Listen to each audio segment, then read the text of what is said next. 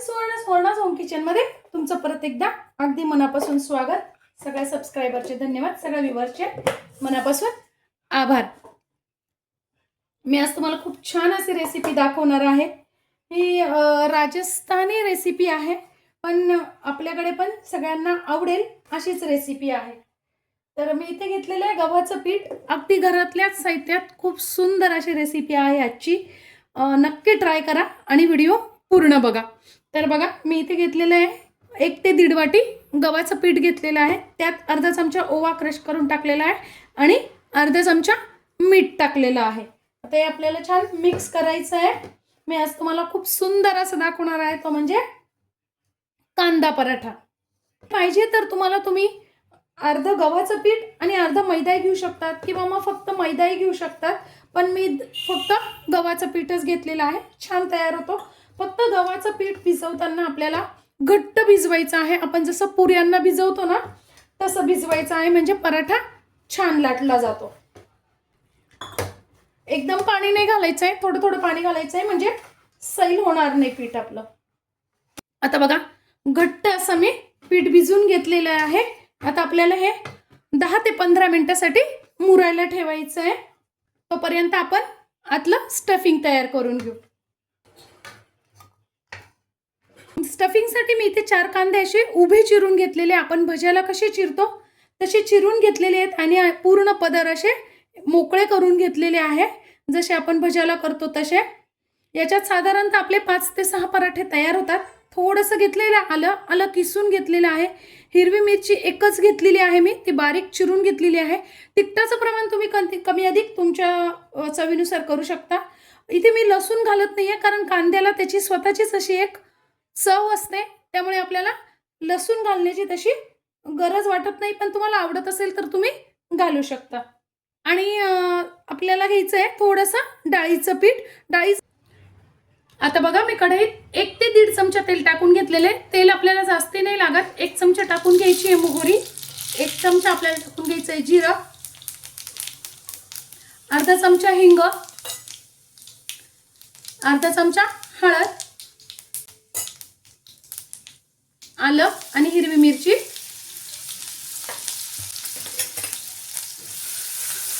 मिरची 1 मिनिट छान परतून घ्यायची आहे। त्यानंतर टाकून घ्यायचा आहे कांदा। कांद्याचा आपल्याला फक्त कच्चेपणा काढून घ्यायचा आहे, अगदी खूप मऊ असा शिजून नाही घ्यायचा आहे कांदा आपल्याला। फक्त त्याचं जे मॉइश्चर आहे ना ते कमी करून घ्यायचंय कांद्यातलं। अर्धा चमचा टाकून घ्यायचंय मीठ। 3 ते 4 मिनिटं आपल्याला कांदा छान आता परतून घ्यायचा आहे। अगदी गॅस बारीक केलेला आहे, तुम्ही जर कांदा लवकर जळतो, त्यामुळे गॅस अजिबात मोठा करायचा नाहीये, स्लो गॅसवरच आपल्याला कांदा छान परतून घ्यायचा आहे। आता बघा, 3-1 मिनिटं झालेली आहे। मी इथे चिली फ्लेक्स टाकते थोडेसे। चिली फ्लेक्स म्हणजे मी आपल्या जी घरात लाल मिरची असते ना तीच थोडीशी बारीक करून घेतलेली आहे। तुम्ही इथे जर आपलं रोजचं साठवणीतलं लाल तिखट असतं ना ते टाकलं तरी चालेल। 1 चमचा टाकून घेते धने जिऱ्याची पावडर, हा माझा छोटा चमचा आहे। अर्धा चमचा टाकते आमचूर पावडर। तुमच्याकडे आमचूर पावडर नसेल तर तुम्ही अर्ध लिंबू पिळलं तरी चालेल। त्यानंतर मी टाकून घेते आता आपलं डाळीचं पीठ। तर बघा, मी सुरुवातीला 2 चमचे टाकलेले आहेत।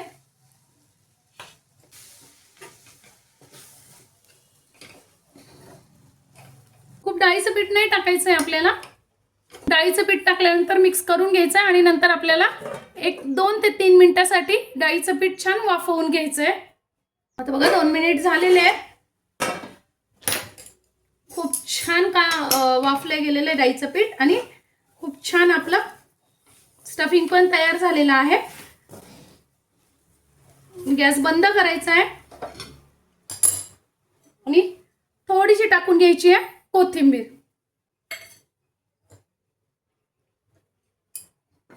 आणि हे पूर्णपणे गार होऊ द्यायचंय। आता बघा, तिकडे आपलं स्टफिंग पण गार झालेलं आहे आणि पीठ पण छान मुरलेलं आहे। आपल्याला फक्त थोडासा तेलाचा हात लावून पीठ छान मळून घ्यायचंय। बघा, गव्हाचंच पीठ मी लावायला घेतलेलं आहे। आता आपल्याला मोठी अशी पोळी लाटून घ्यायची बघा. खूप जाडही नाही आणि खूप पातळही नाही, अशी पोळी आपल्याला लाटून घ्यायची आहे. आणि आपण केलेलं हे स्टफिंग जे आहे ते यात कांद्याचं भरून घ्यायचं आहे.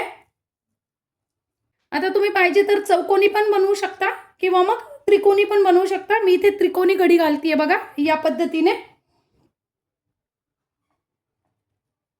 खूप छान असे आपले पराठे तयार होतात बघा. आता थोडंसं पीठ टाकून घ्यायचं आहे दोन्ही बाजूनी आणि लाटणं थोडंसं फिरून घ्यायचं आहे बघा. या पद्धतीने हलक्या हाताने थोडासा लाटायचा आहे बघा. तव्यावरती आता आपल्याला छान भाजून घ्यायचं आहे.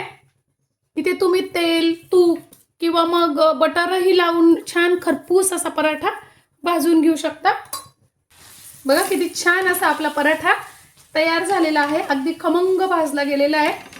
चवीला तर खूप सुंदर लागतो. वा, मस्त असा आपला पराठा तयार आहे. अशी तुम्ही लाटतानाच थोडीशी कोथिंबीर टाकून पण तुम्ही करू शकता. खूप छान चव येते, पण मी आमच्याकडे नाही आवडत म्हणून मी नाही टाकत. पाहिजे त्या आकारात, पाहिजे तसे तुम्ही गोल, चौकोन, त्रिकोण असे पराठे तुम्ही लाटून घेऊ शकता. पण याला जो असा आकार येतो ना वेगळा, तो छान दिसतो पण आणि लागतो पण. आता हे असे पराठे तुम्ही दह्याबरोबर, सॉस बरोबर, चटणी बरोबर, कशाही बरोबर खाऊ शकता. खूप छान लागतात. आजची माझी ही रेसिपी तुम्हाला कशी वाटली कमेंट्समध्ये नक्की सांगा. चॅनलवर नवीन असाल तर चॅनलला सबस्क्राईब, लाईक आणि शेअर करा. धन्यवाद.